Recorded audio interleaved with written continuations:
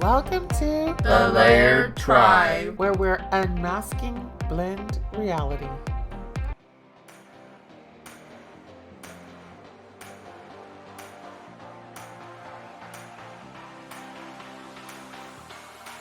Happy Tuesday! Hello, Layered Tribers.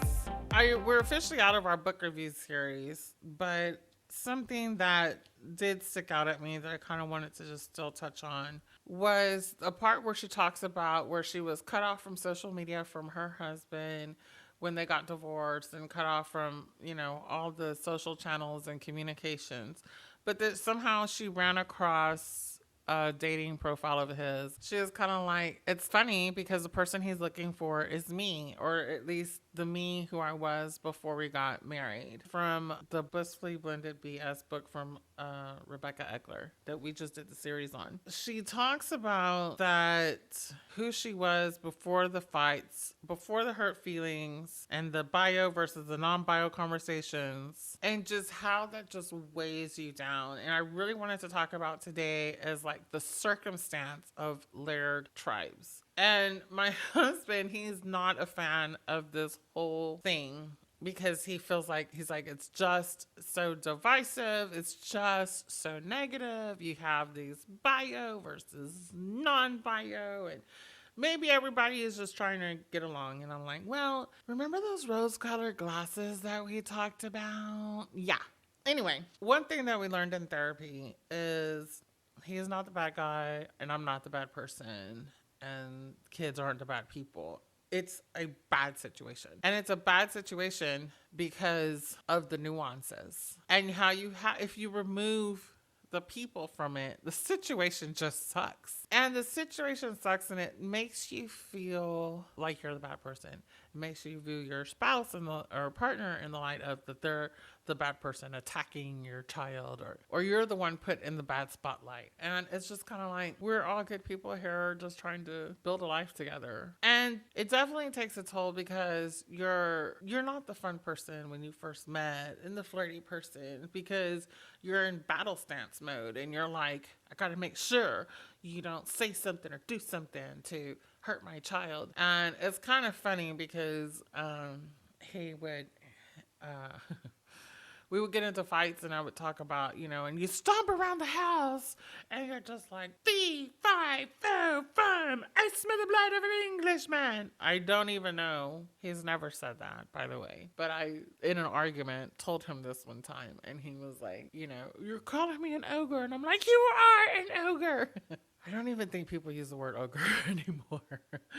I was like, you are an ogre because you're just so abrasive and you're so upset over things that aren't the way that you like them. And what did you think was happening on it? And I would tell him, if you wanted everything to stay the same, you shouldn't have gotten married. When we were split up, he did tell me one time, he's like, yeah, it's kind of an unrealistic expectation to think that nothing is going to change and you're changing by even moving in with somebody. And I'm like, yes, there is a change, but we don't like it. Nobody really likes change. It just really resonated with me when I read that, when she said that, because there's a reason why you're attracted to our spouse or partner. And when you think of who you were before, that flirty, vivacious person who was just fun and made you feel young and, made you just like, oh, it was so fun. Everything was great and roses and it's just wonderful. Then when you look at each other, when you're like merging families and the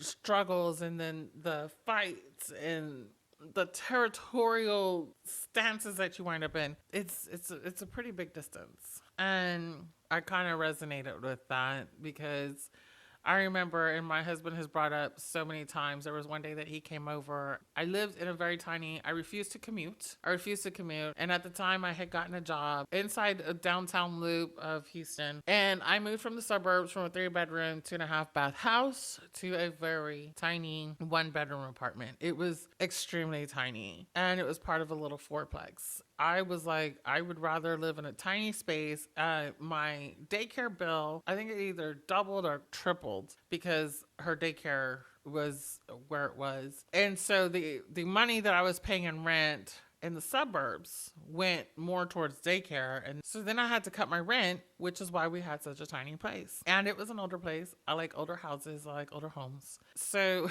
when you walked in, you literally walked into the kitchen, living room, dining room, office square. He came over one time and it was in winter and I had the stove on and I had the light dim and there was music because I always had music playing, and the environment was just so cozy and it was so homey and it was just great. And he was like, this is so sweet in here. And he was like, and he tells me it's one of his favorite memories of when, in the early days of when we first met, you know, he would bring this up when we were fighting, when I was not being cozy and when we're at each other's throats. And he was like, I just wanted to be part of that. And I'm like, well, I can't because you're ruining my peace. And I understood that we get so far away from who we were because then we get bogged down with the intricacies of the daily life and all of the requirements and all of the fights and all of the attitudes. So I was looking on Reddit. There was somebody and they were talking about this, the vibe of their home was just, it was just so horrible. And the kids were fighting together. The kids were fighting with their biological parent. The kids were fighting with the step parent. The biological parent was fighting with the step parent. And, you know, and it's just, your home can just become this battleground. I went in to comment and I was like, well, what kind of home do you want? And I realized that my husband and I have struggled because when we were talking about our home and the vibe that we wanted in our home, what home feels like to us is two different things. And how do we cross the boundary to make it his home and my home and our home? Because we're both older. We both have very strong preconceived notions of what home is. And we're still working through that to make it feel our home, because I love that homey, cozy feeling. Christmas is my favorite time because I think of the decorations and I think it makes you feel homey and cozy, when the rest of the year it's just kind of like empty and I kind of look like I'm a minimalist in the main areas. And then you go in the office and it's crazy, but home has to be something that you both work on. And who you are, I think is something that you have to work to preserve as well, and fight to keep the joy, the happiness, and the person who you were before you were in this tough situation and relationship. Fight to keep that. Before I sign off for today, I want to just let you know that we do have our website, lairdtribe.com, that has activities and resources and actionable tips that can help you on your Laird Tribe journey. That's it for today. Ciao, bye. Positivity, Tuesday. Positivity, Tuesday. Positivity, Tuesday. Positivity, Tuesday. It's Positivity Tuesday.